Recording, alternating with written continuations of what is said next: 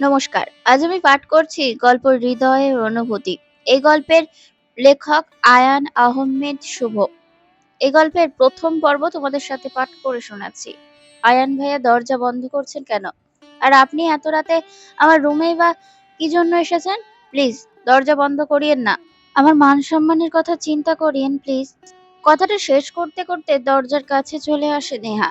Ion দরজাটা বন্ধ করে নেহার দিকে এক দৃষ্টিতে তাকিয়ে আছে। নেহা রাগী লোক নিয়ে এবারও চিৎকার করে বলল, আয়ন ভাইয়া, আমি আপনাকে কিছু বলছি। ও হ্যাঁ, বলো কি বলছিলে? দরজাটা খুলুন এক্ষুনি। এই বলে নেহা দরজা খুলতে চেষ্টা করতে আহান নেহার হাতটা চেপে ধরলো। আহানের এমন অদ্ভুত আচরণের সাথে অপরিচিত নেহা। নেহা মনের মধ্যে অজানা ভয় নিয়ে কাঁপা কাঁপা গলায় বলল, আয়ান ভাইয়া, আমার হাত ধরলেন কেন? তোমাকে আপন করতে ধরেছি। মামা মানে? মানেটা কি বুঝতে পারছো না তুমি? আয়ান ভাইয়া, আমি আপনাকে আগেই বলেছি আমার পক্ষে আপনাকে ভালোবাসা সম্ভব না। তাছাড়া আমার বিয়ে ঠিক হয়ে গেছে। আপনি বোঝার চেষ্টা করুন। আয়ান চৌধুরীকে নাকচ করে দেওয়ার সাহস আজ পর্যন্ত কেউ করে নাই। তুমি প্রথম কেন নারী যে আমাকে প্রত্যাখ্যান করছো? আমার ইগো হার্ট করছো তুমি। তাই আজ আমি তোমার এমন অবস্থা করব যা তুমি কখনোই স্বপ্নে কল্পনা করতে পারবে না। আয়নের কথাগুলো নেহার মাথার উপর দিয়ে চলে গেল। আয়নের কথা শেষ করতেই নেহার কোমর ধরে স্লাট করে কোলে তুলে নিল। নেহা আয়ানের কথা শুনে একটা ঘোরের মধ্যে চলে গেল। আয়ান নেহাকে কোলে করে নিয়ে যায় বিছানার উপর। বিছানার উপর ধপাস করে ফেলে দেয়। নেহার কোমর ধরে চিৎকার করে উঠল। আহান নেহার কানের কাছে মুখ নিয়ে ফিসফিস করে বলে উঠল, একটুতেই চিৎকার করছো?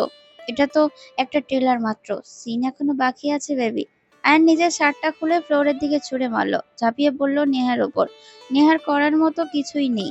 নেহা আয়ানকে বাধা দিচ্ছে আর চিন্তা করছে, এখন যা কিছু হচ্ছে তা কি সত্যি? আয়ান ভাই এতটা নিচে নামতে পারে? সে তো আমায় ভালোবাসতো। এটা কি তার ভালোবাসা? নেহা আয়ানের দিকে ছলছল চোখে তাকিয়ে সহ্য করছে আয়ানের অত্যাচার। নেহার চোখ জোড়া স্পষ্ট প্রকাশ করছে আয়ানের প্রতি তীব্র ঘৃণা। তবুও আয়ান কোনো কিছু তোয়াক্কা করছে না। আয়ান পশুর মতো আচরণ করছে নেহার সাথে। আয়ানের এমন আচরণের সত্যি নেহার মেনে নেওয়ার পক্ষে ভীষণ কষ্টকর। আয়ান নেহার ঘাড়ে গলায় গভীর চুম্বন করতে থাকে। আয়ানের স্পর্শ নেহাকে বারবার মনে করিয়ে দিচ্ছে যে সে একজন নারী। আয়ান নেহার ঠোঁট জোড়া নিজের ঠোঁটের সাথে এক করে নিল। নেহা প্রাণপণ চেষ্টা করছে আয়নের হাত থেকে নিজেকে ছাড়িয়ে নিতে, কিন্তু বারবার সে পরাস্ত হচ্ছে আয়নের শক্তির কাছে। আয়ন একে একে নেহার সমস্ত শরীরের কাপড় খুলতে থাকে এবং নিজের ইচ্ছে মতো ভোগ করে নেয়। সে আদায় করে নেয় নেহার সান্নিধ্য। আজ নিজেকে পৃথিবীর সব থেকে অসহায় একজন মানুষ মনে হচ্ছে নেহার। নেহার আর্তনাদ শোনার মতো কেউ নেই। একটা পর্দায় নেহা নিজেকে ছাড়িয়ে নেওয়ার বৃত্ত চেষ্টা করা ছেড়ে দিল। বাধ্য হয়ে নিজেকে তুলে দিল এক ঘৃণ্য ব্যক্তির কাছে। প্রায় ঘন্টা খানেক পরে শেষ হয় আয়ানের অত্যাচার। আয়ান নিজের ইচ্ছে পূরণ করে ছেড়ে দেয় নেহাকে। আয়ান নিজের কাজ শেষ করে নেহার কানের কাছে গিয়ে বলল, হা হা হা, কি হলো নেহা? সব অহংকার শেষ করে দিলাম তো? কিছু করতে পারলে না তুমি? আহারে, ভীষণ আফসোস হচ্ছে আমার তোমার জন্য। এখন তোমাকে এই অবস্থায় যদি রিহান দেখে কি হবে? তোমার প্রতি যা ভালোবাসা ওর ছিল সব দরজা দিয়ে পালাবে। তবে যাই বলো, অনেক সুখ দিয়েছো আমাকে তুমি। সমস্যা নাই, তুমি চাইলে আমি বিয়ে করতে পারি তোমাকে। আফটার অল, এমন সুখ আজ পর্যন্ত কেউ আমায় দিতে পারে নাই। আয়নের কথা শেষ হওয়ার আগেই নেহা অনেকটা কষ্ট করে বিছানা থেকে উঠে সজোরে একটা থাপ্পড় মারলো আয়নকে আর বলল, তুই কি মানুষ নাকি মানুষ স্বরূপ এক পশু? এতটা নির্মম তোর ভালোবাসা! ছি!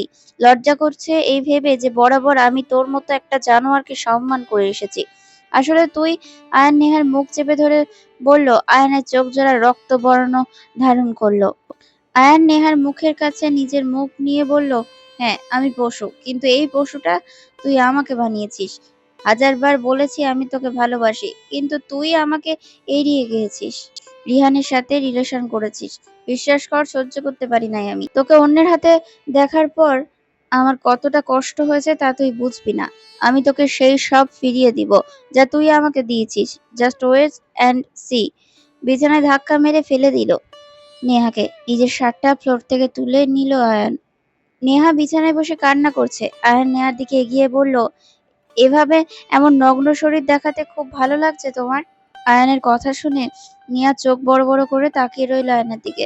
আয়ান বাঁকা হাসি ঠোঁটের কোণে একে একে বলল, যাও ফ্রেশ হয়ে নাও, আরো কিছু সারপ্রাইজ তোমার জন্য অপেক্ষা করছে। আয়ান রুম থেকে ব্যালকনির দিকে চলে যায়। নেহা বিছানা থেকে উঠতে পারছে না, পুরো শরীরে অসাড় হয়ে আছে, অসহ্য যন্ত্রণা হচ্ছে তার। নেহা অনেক কষ্ট করে বিছানা থেকে উঠে দাঁড়ালো, খুব ভালো করে অনুভব করছে আয়ানের আঘাতগুলো। নেহার চোখ বেয়ে গড়িয়ে জল পড়ছে। যাই হোক, নেহা কোনোমতে ওয়াশরুমে গিয়ে দরজা বন্ধ করে দিয়ে ওয়াশরুমের কলটা অন করে নিজেকে সামলাতে পারল না। সে চিৎকার করে দু চোখ জলে ছেড়ে দিল। আয়নের কথা প্রতিটা করা আঘাত তার হৃদয়ে কাঁপিয়ে তুলছে। আজ বড্ড অসহায় বোধ করছে তার। এই মুখ কি করে সবাইকে দেখাবে সে? কি করে রিহানের সামনে সে? রিহান আজ নিজের অনিচ্ছাতেই ঠকিয়েছে। আচ্ছা, রিহান কি আমার সবকিছু মেনে নিবে? আমাকে কি রিহান বুঝবে? কথাগুলো ভাবতেই নেহার বুকটা আঁতকে উঠল। যাই হোক, শাওয়ারটা অন করে সমস্ত তড়িৎ হাত বোলাচ্ছে নেহা। উপলব্ধি করছে আয়নের অত্যাচারের কথা। তার সমস্ত শরীর আজ আয়নের দেওয়া ক্ষতগুলো বহন করছে। নেহা ভালো করে পরিষ্কার করছে নিজেকে, কিন্তু আফসোস, আজ তার চরিত্রের যে দাগ আয়ন লাগিয়েছে তা কখনোই মুছে ফেলা যাবে না। নেহা আরো কিছুক্ষণ শাওয়ার নিয়ে বেরিয়ে এলো। ওয়াশরুম থেকে বেরিয়ে নেহা চমকে গেল আয়নকে দেখে। আয়ন সোফায় বসে ড্রিঙ্ক করছে। নেহা মাথাটা নিচু করে দাঁড়িয়ে আছে। আয়ান নেহার দিকে তাকিয়ে বলল, এভাবে দাঁড়িয়ে আছো কেন বেবি? যাও, ওপেন দ্য ডোর। নেহা নিশ্চুপ দাঁড়িয়ে রইল। আহান নেহাকে দাঁড়িয়ে থাকতে দেখে একটা রাক্ষসে হাসি দিয়ে বলল, আহা হা, দাঁড়িয়ে আছো যে, সারপ্রাইজ চাই না তোমার?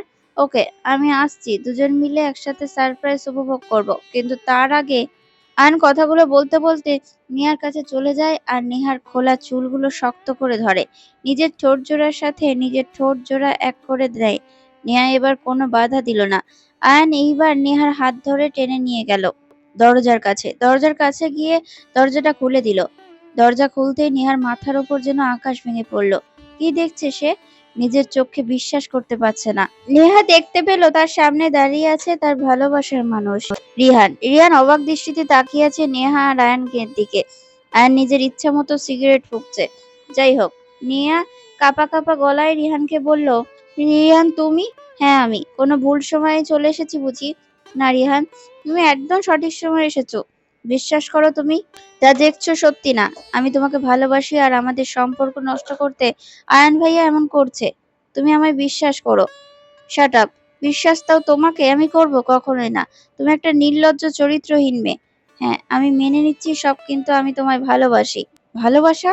হ্যাঁ, অন্যের সাথে এক বিছানায় থেকে এখন বলছো ভালোবাসো? প্রয়োজন নেই আমার এমন ভালোবাসার। তার মানে?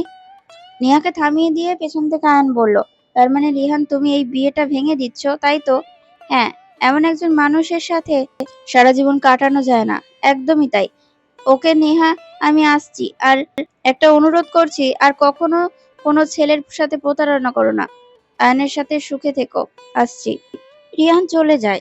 নেহা হাঁটু গেড়ে বসে কাঁদতে থাকে। এক নিমেষে আহান তার ভালোবাসার মানুষটিকে কেড়ে নিল। নেহার সুখ কেড়ে নিল। নেহার সবচেয়ে বেশি দামি তার সম্মানটাও আজ আয়ান নিয়ে নিল। নেহার কষ্টটা আজ আকাশ সমান, আর তার বহিঃপ্রকাশ চোখের বাঁধা ভাঙা জল। যাই হোক, আয়ান নেহাকে কাঁদতে দেখে ওর পাশে বসলো আর নেহাকে উদ্দেশ্য করে বলল, ভালোবাসার মানুষ ছেড়ে চলে গেলে ঠিক এমন কষ্টটাই হয়। আশা করি বোঝাতে পেরেছি। তুই একটা মানুষ, এত নিচে নামতে পারলি তুই? একটাবার আমার সামনে কথা চিন্তা করলি না তুই? ছি, তোর সাথে কথা বলতে লজ্জা করছে আমার। বলিও না কথা। আমি খারাপ, তাই তো? ঠিক আছে, আমি খারাপ। আমি অনেক মেয়ের সাথে ফিজিক্যালি অ্যাটাচ হয়েছি। হোম, আমি খারাপ, বাট আমাকে খারাপ বলার আগে নিজের দিকে তাকিও। আর হ্যাঁ, এই ছেলেটার সাথে বাকি জীবনটা কাটাতে হবে তোমায়। অসম্ভব। আমি মরে যাব তবুও তোমার সাথে কোনো দিন আমি তোমার সেই আশা পূরণ করব না। আহা, তাই নাকি? আমি তোমাকে মরতে দিলে তুমি মরবে, তাই তো বেব্বি? আয়ান বাঁকা হাসি দিয়ে বেরিয়ে যায় নেহার বাড়ি থেকে। আজ আয়ান ভীষণ খুশি, কারণ আজ তার ইচ্ছে পূরণ হয়েছে। আজ সে নেহাকে আঘাত করতে পেরেছে। মনের আনন্দে নাচতে ইচ্ছে করলেও নিজেকে সামলে নিল সে। আয়ান ভাবছে, আচ্ছা নেহা আমার সাথে যা যা করছে তার জন্য কি একটু শাস্তি? না, আরো শাস্তি দিতে হবে ওকে। ওর জীবনকে নরক বানিয়ে দিতে হবে। আয়ান চৌধুরী কষ্ট দেওয়া। ওইদিকে নেহার কান্না থামছে না। নিজের সম্মান হারিয়ে আজ শূন্য সে। খুব ভালো ছিল সেই দিনগুলো। তার সাথে আয়ানের পরিচয় হয়নি। এক বিয়ের অনুষ্ঠানে আয়ানের সাথে নেহার পরিচয়। সেখান থেকে আয়ান তার পিছু নিয়েছে। প্রথমে নেহার ভার্সিটি, তারপর মন এবং শেষমেশ বিছানায়। নেহা আয়ানকে ভালোবাসতো, তবে যেদিন থেকে নেহা আয়ানের কিছু অপ্রিয় সত্যি জানতে পারলো, তারপর থেকে সম্পর্ক শেষ। কিন্তু আয়ান এই সম্পর্ক শেষ হতে দেয়নি। বারবার ফিরে এসেও যখন নেহাকে আটকাতে পারেনি, তখন আর কি, যা যা করলো তা তো দেখলেনই। আয়ান বেশ ধনী পরিবারের ছেলে। আয়ানের বাবা মা একজন বিজনেস টাইকুন। পরিবারের আয়ান তার মা বাবার ভীষণ প্রিয়। একমাত্র সন্তান সে। নিজের ইচ্ছে মতো যা খুশি তাই করে আয়ান। অন্যদিকে নেহা খুব সাধারণ একটা মেয়ে। নেহা বেশ সিস্টেমিক একটা মেয়ে। নেহার বাবাও বিজনেসম্যান করে, আর আমার মাও টিচার। যাই হোক, নেহা নিজের রুমে বসে কান্না করছে, এমন সময় তার রুমে চলে আসে তার মা বাবা। নেহাকে কাঁদতে দেখে মা প্রশ্ন করলো, কি হয়েছে মা, তুমি এমন করে কাঁদছো কেন? মা গো, নেহা তার কষ্টের কথা মা বাবাকে বলতে পারছে না। কি করে বলবে সে? আজ তার কষ্টের কথা একমাত্র বিধাতাই জানে। নেহা না তার কষ্টের কথা মা বাবার সাথে শেয়ার করতে পারছে, না কষ্টের কথা এই সমাজের কারোর কাছে প্রকাশ করতে পারবে। নেহা নিজেকে সামলে নিয়ে তার বাবা মার উদ্দেশ্যে বলল, কোথায় ছিলাম তোমরা? কোথায় ছিলাম মানে? তোর দাদা হসপিটালে ভর্তি, আর আমরা তার সাথে দেখা করতে গিয়েছি। ও হ্যাঁ, আমি তো ভুলেই গিয়েছি। তুইও না এখনো সেই বাচ্চাই আসিস। আমাদের সাথে তো গেলি না, অথচ আসতে লেট করে ফেলাতে একদম কান্না করে শেষ। পাগলি একটা। আচ্ছা শোন, মা আয়ান আসার কথা ছিল, ও এসেছিল? এসেছিল। ওর কাছে গেটের চাবি ছিল, আর ওর বাবা কিছু জরুরি কাগজপত্র পাঠিয়েছে। ওইগুলো কি রেখেছিস তুই? হোম। আচ্ছা আমরা তাহলে এখন আসি, ফ্রেশ হতে হবে তো এখন। ঠিক আছে যাও। নেহার মা বাবা চলে গেল। নেহা নিজের রুমের দরজা বন্ধ করে ভাবছে কি করবে এখন সে। এতটা নিচু কেন মনে হচ্ছে নিজেকে? যেখানে আমার কোনো অপরাধ ছিল না, সেখানে আমি কোনো নিজেকে নিচু ভাবছি। যে অপরাধ করেছে, কষ্ট পাওয়া তার উচিত। হ্যাঁ, যে আমার জীবনটাকে এলোমেলো করে দিয়েছে, তার জীবনটাকেও এলোমেলো করে দিতে হবে। আয়ান চৌধুরী যতটা সম্ভব উপভোগ করে নে। আমি এই সব কিছুর হিসেব নিব। আমাকে যতটা আঘাত তুই করেছিস, তার থেকেও বেশি আমি আঘাত তোকে করব। মনে রাখিস তুই। আর মনে কথাগুলো বলল নেহা।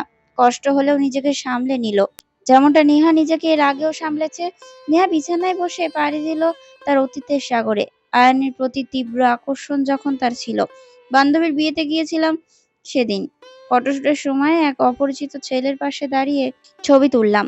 ততক্ষণ পর্যন্ত আমি আয়ানকে চিনতাম না। ফটোশুটের পর আমি বান্ধবীদের সাথে গল্প করছি। হঠাৎ করে একটা ছেলে মুখে রং মেখে আমার সামনে এসে দাঁড়ায়। আমি কিছু বুঝে ওঠার আগেই ছেলেটা বেশ খানিকটা রং আমার মুখে লাগিয়ে দেয়। এই ভালোবাসার রং তোমার মনকে রাঙিয়ে দিক। বোকার মতো তাকিয়েছিলাম আমি তার দিকে। সত্যি অদ্ভুত একটা মানুষ। রাগের মাথায় অনেক কথা শুনিয়েছি তাকে, তবে সে একদম হেসে উড়িয়ে দিল সবটা। নিজের অজান্তেই সেদিন আমি তার কথাতে হেসে ফেলি। তারপর কথা বলা, সে আমাকে ভালোবাসতো কিনা জানি না, তবে আমি ভীষণ ভালোবাসতাম তাকে। একটা সাধারণ ছেলেকে অসাধারণভাবে ভালোবাসতে চেয়েছি সব সময়। আয়ান তেমনি একজন ছিল, কিন্তু আমার ভালোবাসার কথা কখনো তাকে প্রকাশ করিনি। একদিন জানতে পারি আয়ানের অনেক মেয়ের সাথে অবৈধ সম্পর্ক আছে। একটা আপু আমাকে বলেছে তার সাথে আয়ানের সম্পর্ক আছে এবং সে আয়ানের সন্তানের মা হতে চলেছে। আয়ান আমার জন্য নাকি তাকে প্রত্যাখ্যান করেছে। ভাবলাম একটা মেয়ে কি করে নিজেকে নিয়ে এত বড় মিথ্যে কথা বলবে। আয়ান দেখতে সুন্দর, ধনী ঘরের ছেলে। ওর এরকম বখাটে হওয়া অসম্ভব না। সেদিন নিজের সব স্বপ্নকে ভেঙে দিই আমি।